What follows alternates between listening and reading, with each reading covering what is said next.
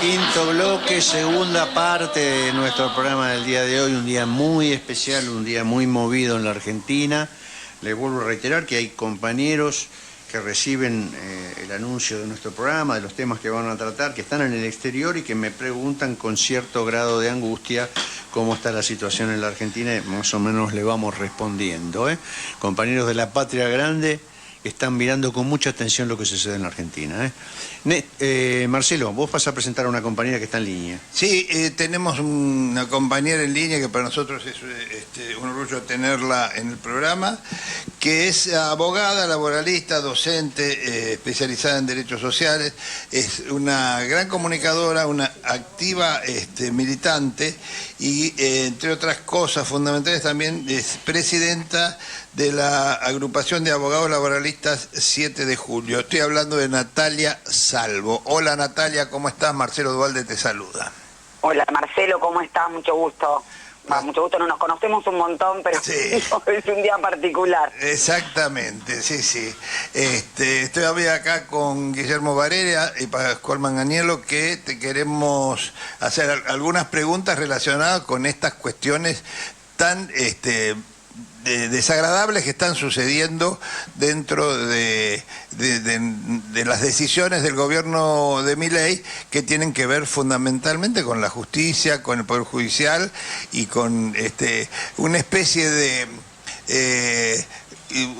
reforma unipersonal de la Constitución a través de las cosas que pretende hacer Patricia Bullrich, ¿no? Por ejemplo. Así es. Vos sabés que creo que este gobierno de desregulador no tiene nada, es un gobierno hiperregulador. ¿A qué me refiero? Y también estatalista, para proteger un determinado capital financiero y los negocios de unos pocos. En ese entendimiento sacaron una batería de protocolos y de leyes, una de ellas fue la primera en el mes de diciembre del 2023, una resolución del Ministerio de Seguridad. Las resoluciones tienen que adaptarse a lo que dice la Constitución, a lo que dicen los tratados internacionales y a lo que dicen las leyes.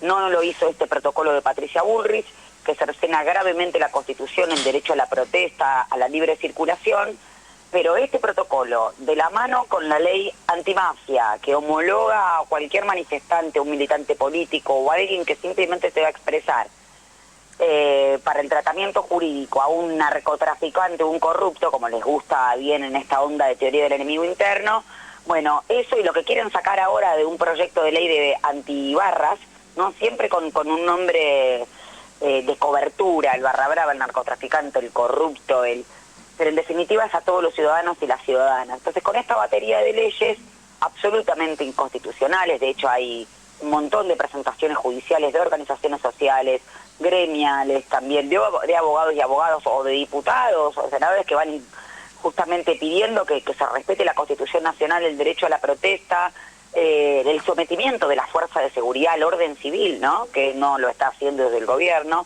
Así que tenemos normas que son inconstitucionales, por eso hablamos también de una democracia o de baja intensidad o simplemente, por ejemplo ahora, ¿no? Fuerzas de seguridad desplegándose en autos civiles como el mejor estilo la dictadura, o a veces se habla de la blaquierización, ¿no? Como pasaba en Jujuy con Blaquier, que proveía autos privados para perseguir y violentarle, bueno, en ese momento no había Estado de Derecho, pero ahora más o menos similar, así que esto obviamente entendido desde la necesidad de un ajuste feroz para poder endeudarse y para beneficiar a unos pocos, si no también nos quedamos como mancos de análisis. Sí, esa frase tan remanida pero tan cierta que ya hemos comprobado en por lo menos 2 o 3 oportunidades que este plan económico se puede llevar adelante solamente con una gran represión y violencia por parte del Estado, ¿no?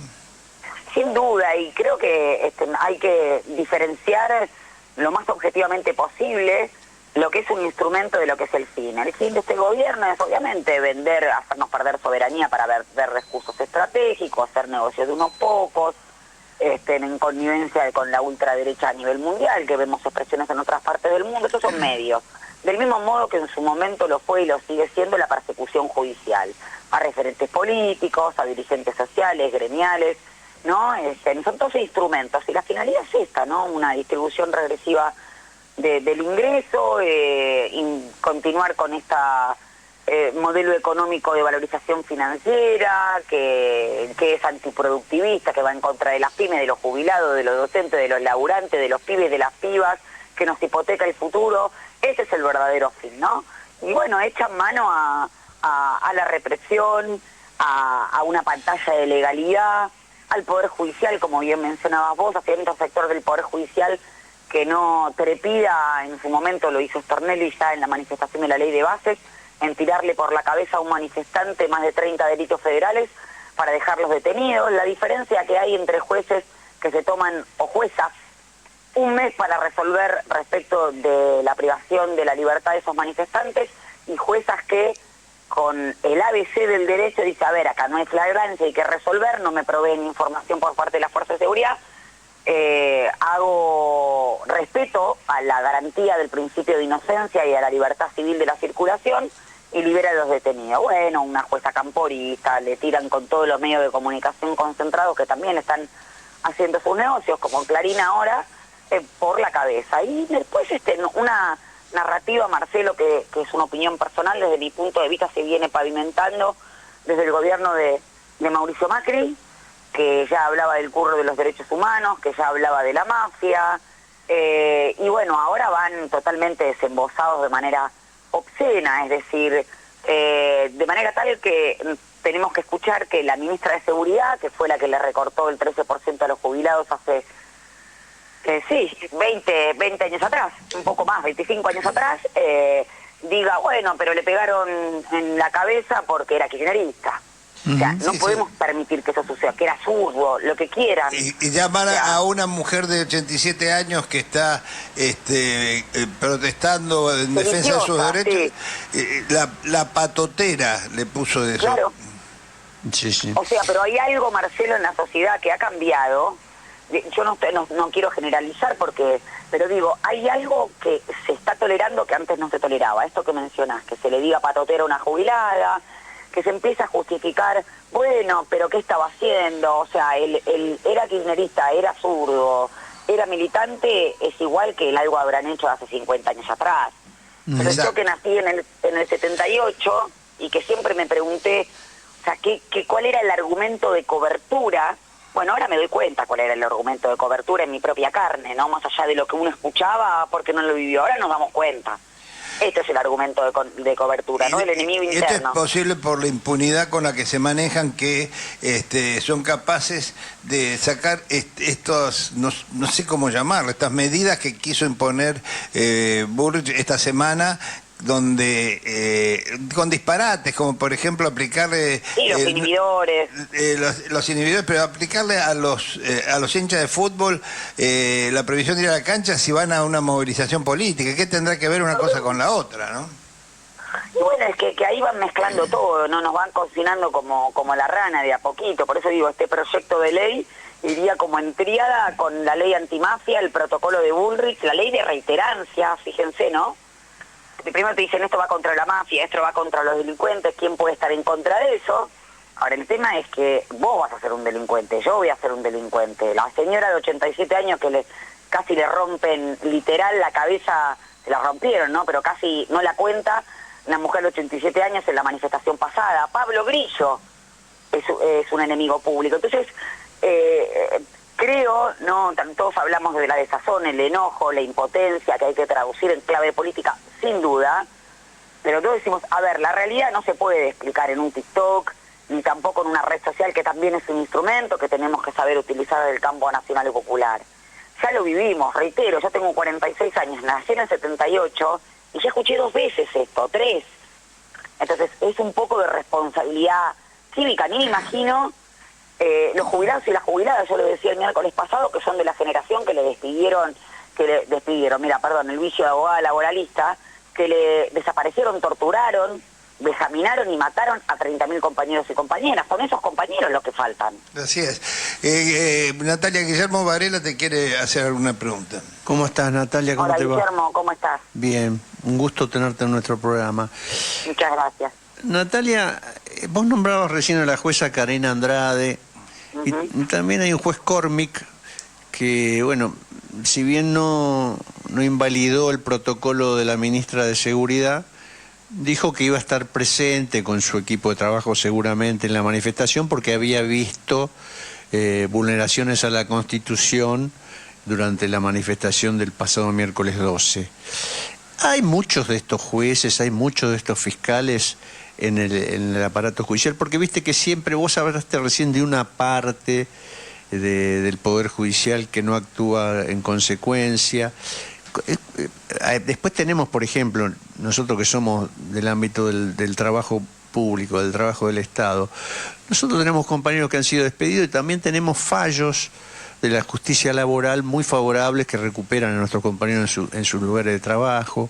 O sea, hay sectores de la justicia que por lo menos se atienen a hacer lo que los nombra, justos, ¿no?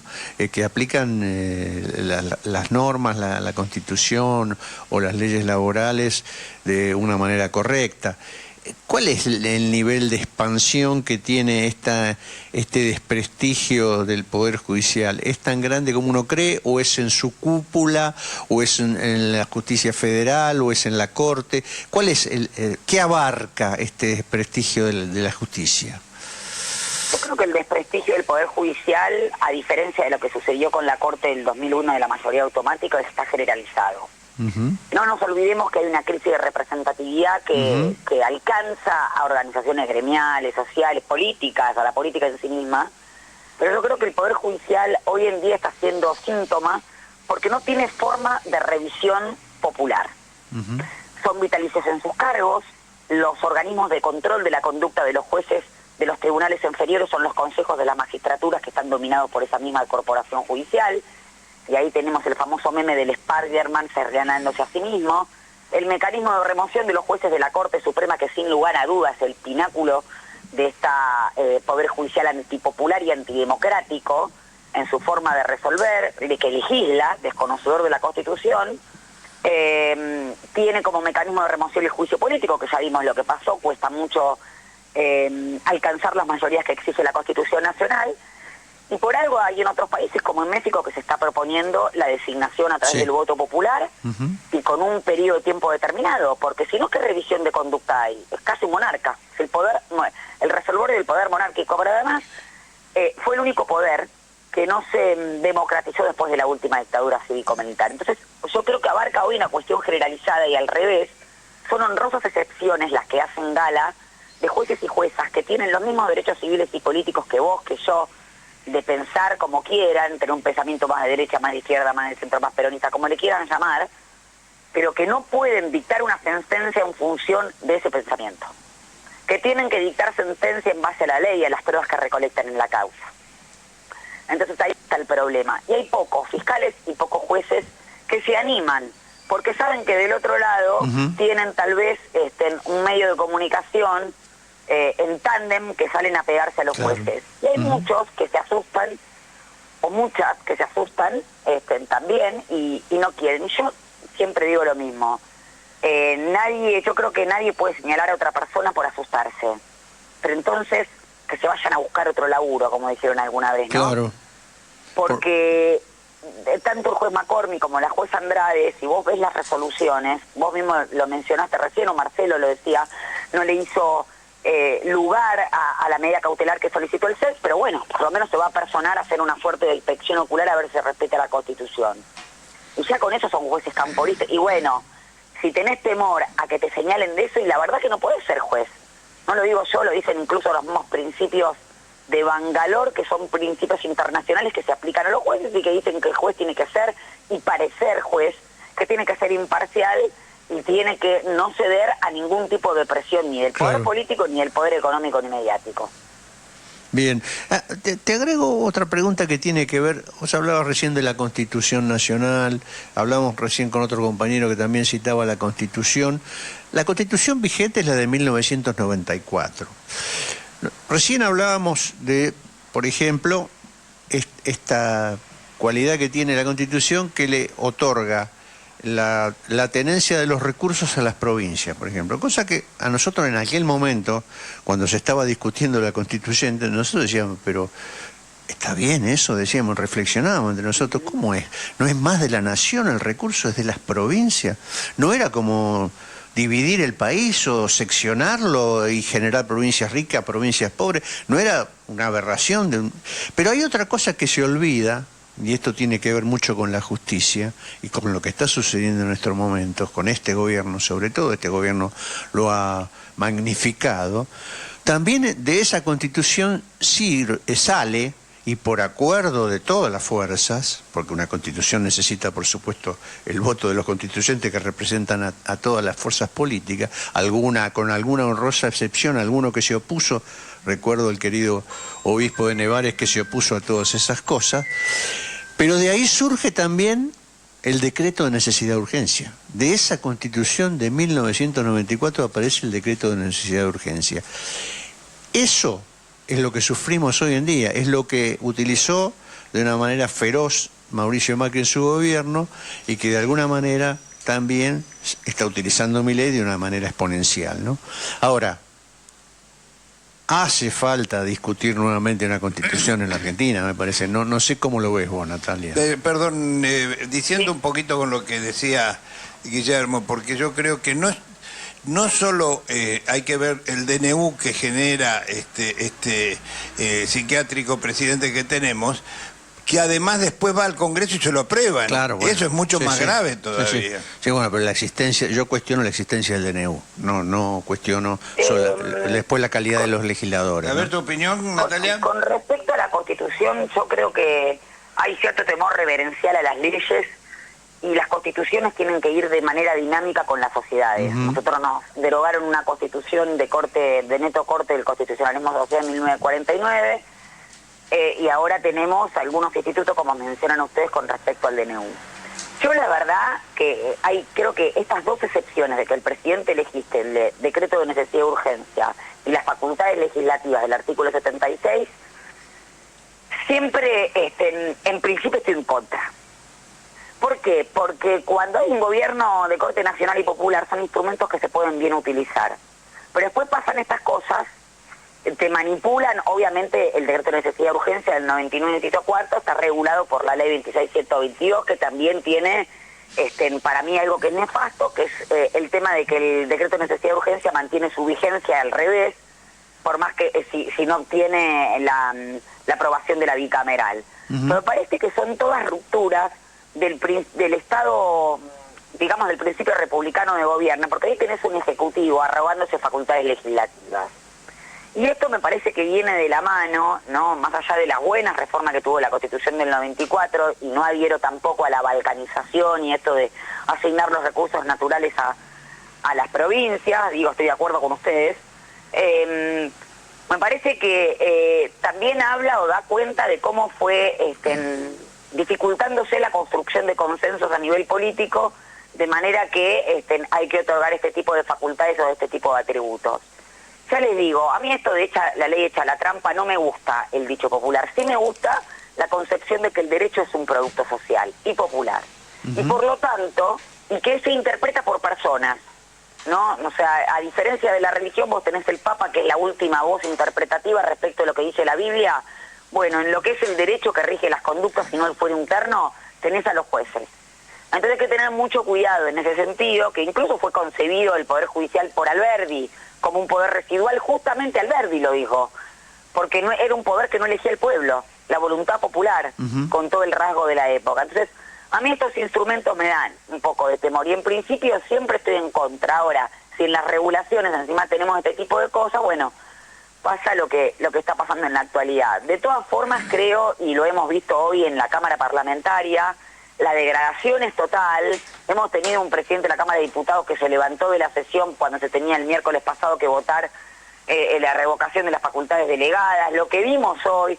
Entonces, a mí me parece que se puede llegar también a esta situación, y esto no es un fenómeno barrial, es un fenómeno global, por la degradación de la política. La degradación de la política viene de la mano del avance del poder económico, que viene de la mano de la concentración de la riqueza y de la concentración del capital. Entonces, terminamos siendo republicanos nosotros, ¿no? Defendiendo un Estado de Derecho que claramente ya está vetusto y que necesita una modificación, pero mientras tanto tenemos la democracia, el Estado de Derecho, que es lo que nos protege ante el avance de los más poderosos, y hoy en día el más poderoso ni siquiera es la derecha en términos políticos, es un poder económico que tiene como terminales a esa derecha. Ahora, Natalia, ¿nos protege? ¿Quién nos protege? Porque, bueno, vos decías, la creación del Poder Judicial, ahora la creación de la Corte Suprema y una serie de medidas posteriores han sido siempre para proteger los terratenientes, la derecha, los empresarios, los capitalistas. Pero sin duda, Marcela, pero viene de la mano de concebir a un Poder Judicial como algo sacro, y es un poder político. Bueno, pero lo que pasa es que en sus propios nombres, ¿dónde funciona la Corte Suprema? Que es la Corte, ¿cómo? La Corte en la Argentina Perfecto, no hay. El Palacio de Justicia. El Palacio de Justicia. Para reformarlo? ¿Cómo hacemos para reformar todo eso para que realmente con participación popular y con popularización del discurso judicial? Todavía, incluso desde el campo nacional y popular, tenemos a los discursos de los y las bien pensantes, más los en donde no, yo no entiendo, solamente los entendidos de leyes podemos hablar, y no es así. Pero cuando las personas salen a manifestarse y a reclamar los derechos que tienen que empezar a conocer, pasa lo que pasó el 3 de mayo del 2017, con el tema del 2x1. Exacto. Pasa la movilización popular del 28 de diciembre del 2001, en donde la Corte declaró la constitucionalidad del corralito, y fue tal, no estaba desde la señora de Recoleta hasta el laburante. Fue tal la movilización que en febrero del 2002 tuvieron que revelar el temperamento. Pueblo le hace falta al Poder Judicial. Sí, pueblo. Y cual. Eso lo tenemos que luchar todos y todas. Lo tengo que dejar, compañeros, porque me tengo que ir a la plaza. Dale, tené cuidado. Bueno, sí, te invitamos en otro miércoles menos álgido para que vengas al estudio.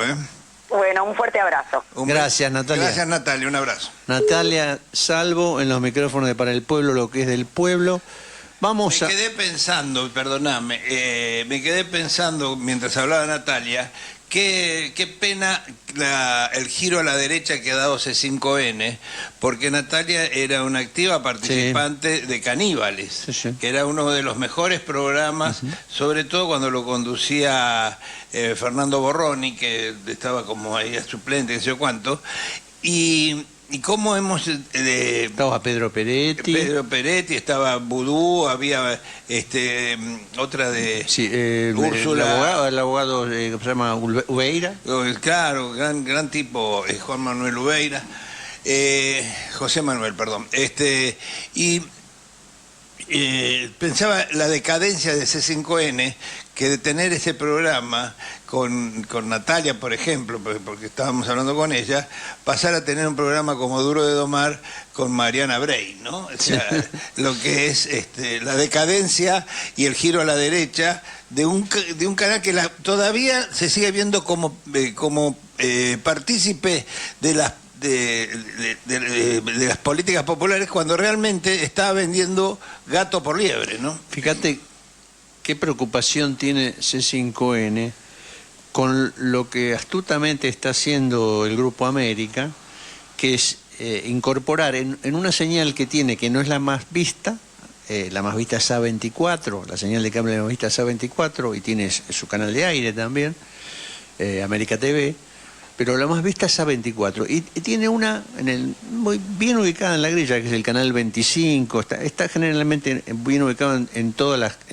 los servicios de internet de cable, que es Bravo TV, que no es muy conocida, pero va a empezar a ser muy conocida, porque han incorporado en un segmento central entre las 6 y las 10, 11, 12 de la noche, una serie de programas progresistas o nacionales populares. Uno se llama Comunistas directamente. Bueno, ahí fue a parar el programa que estaba antes en... QR. El QR, que estaba antes en la televisión pública y... que ya midió cifras muy altas y que provoca, por eso, a eso iba, que hacen un segmento entre Duro de Domar y su programa anterior, que es Minuto 1, o sea, que hacen los mejores periodistas de C5N, se juntan todos y se pasan del horario, se pasan de las 22, que es el pase, y muerden a Duro de Domar 15 minutos. ¿Para qué?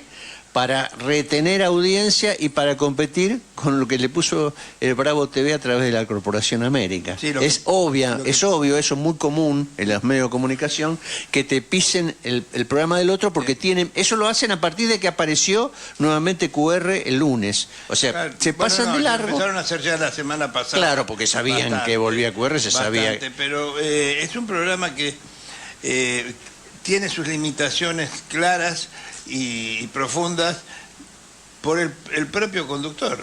Mientras esté Gustavo Silvestre manejando el resto, les baja el nivel a los que están diciendo cosas más profundas porque no las entiende, entonces los corta. Sí, y mira el celular, es bastante irrespetuoso con los invitados. Pero bueno, eso va a cambiar y yo creo que la audiencia se va a mudar y van a buscar otros lugares, y es astuto el Grupo América porque acumula audiencia de... Me llamó la atención el negocio de ellos es la audiencia. Me llamó la atención la programación de Bravo TV porque ha sido un depósito de los corridos de otros canales, ¿no? Claro, y fíjese la tanda de Bravo TV. ¿Quiénes son los auspiciantes de Bravo TV? Que lo ven venir, ven que se va un montón de gente, el kirchnerismo entero se va a ir ahí. Claro. Es un montón de gente, y eso es un negocio para ellos, y están poniendo esos programas. Uno le cae bien a usted, pues se llama, el programa anterior a QR se llama Comunista. Directamente le pusieron comunistas al programa, ¿eh? Es muy curioso, que lo conduce Juan Di Natale. Está previo a QR. Todo es un chiste. No, véalo, es medio chistoso porque de los que están ahí creo que ninguno es comunista. Pero todos sabemos que el que más disfrutó de eso es que es negocio ser oposición. Si no, pregúntenle a la Nata la plata que hizo cuando era oposición. Claro, seguro, el menemismo. De todas maneras, Silvestre no es ingenuo. Juega políticamente. Sí, obviamente. Y mucho. Bueno, ayer lo llevó a Santoro. Es un radical militante. Sí. Alfonsinista. Sí, pongámosle, no sé, yo tengo duda. Es el jefe de redacción de ese. Es lo que yo decía recién. Digo, mientras estén bajo la batuta de Silvestre. Jefe periodístico del canal. Sí, jefe de redacción en las revistas, los diarios. Estoy viejo yo. Pero ayer lo llevó a Santoro. Es un enamorado de Santoro. Sí. Bueno, y bueno, del palo, hay que preguntarse, claro, quién lo banca a Santoro. Y ayer fue a decirle que va a ser candidato a legislador. ¿Quiere que le nombre el que lo banca a Santoro? Dígame. Es de un gremio, usted no lo conoce.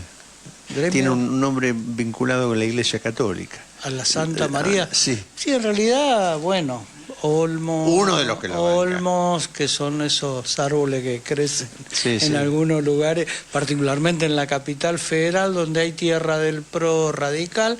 Olmos crece y se fortalece. Se entusiasman mucho porque creen que ante la diáspora de la derecha en capital... de la familia Saguier. Y casualidad, Coti no sigla, pum. Pin. Ayer salió a decir... Todo del mismo origen son. Sí, bueno. Yo me acuerdo que Silvestre lo trajo a Massa al frente. Sí, por supuesto. Te recordará, no estaba, no era parte. Supuesto. Sí, no. No me cabe ninguna duda, no me asombra nada de lo que usted me dice. Bueno, vamos a ir a la tanda y todo lo que dijo Natalia da para mucho, y nosotros vamos a retomar un poco lo que había quedado pendiente antes de la conversación con Natalia. Pero... ¿Puedo pasar un aviso?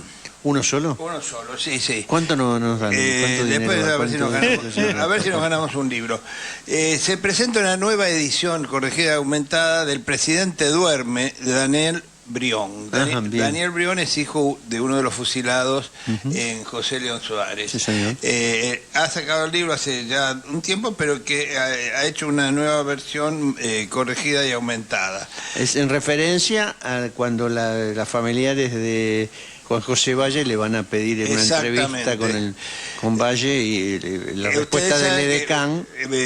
Valle y Aramburu eran íntimos amigos, incluso creo que uno de los dos es padrino de alguno de sus hijos, y tenían una estrechísima relación al punto de que Susana Valle, la hija mayor de Valle, va, como bien decís, a la quinta presidencial o a donde habitara Aramburu, pide verlo y la guardia le contesta que el presidente duerme. Era de día, o sea, no era que estaba a las 5 de la mañana. Una siestita. Claro, estaría haciendo reflexionando. Después lo mandaron una siesta más larga. Sí. Bueno, lamentablemente no se puede hacer nada. Hay una carta muy profunda, muy brillante del general Valle a su hija. Sí, sí. Y bueno, Susana tuvo una vida muy complicada, muy perseguida, con muchas vicisitudes horribles. Falleció muy joven, ¿no? Falleció joven, pero antes de eso tuvo la desgracia de perder un embarazo muy avanzado, de que se murió un hijo, un montón de cosas que tienen que ver con la persecución que tuvo. Bueno, volvemos a esto. Daniel Bremo, mañana, jueves 20 de marzo, a las 5:30 de la tarde, en el Pulqui Bar, en Avenida Entre Ríos 484, presenta el libro de El presidente duerme. Lo va a hacer con Juan Pablo Rosendo, que es un militante de historia de la Universidad de Buenos Aires, bajo la coordinación de Evita Morales, que también es militante. Bien, perfecto. Dale, vamos a la tanda un poco atrasados, disculpas, Dey, y volvemos.